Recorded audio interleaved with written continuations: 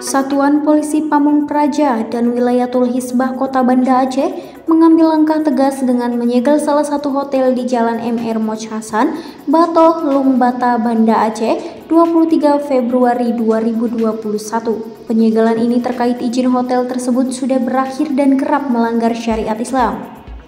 PLT Kepala Satpol PP dan WH Kota Banda Aceh, Heru Tiwinarko mengatakan pada akhir tahun 2020 lalu telah mengamankan pelaku pelanggaran syariat Islam di hotel tersebut dan pasangan non-muhrim bebas masuk ke kamar hotel.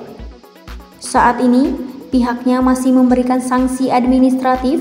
Langkah tersebut diberikan setelah teguran sebelumnya tidak diindahkan. Pihaknya masih menunggu manajemen hotel untuk mengurus segala izin usaha dan juga membuat komitmen untuk mematuhi syariat Islam. Penertiban ini juga melibatkan tim gabungan yang terdiri dari TNI Polri. Garis penyegelan juga dipasang di pintu atas masuk hotel tersebut.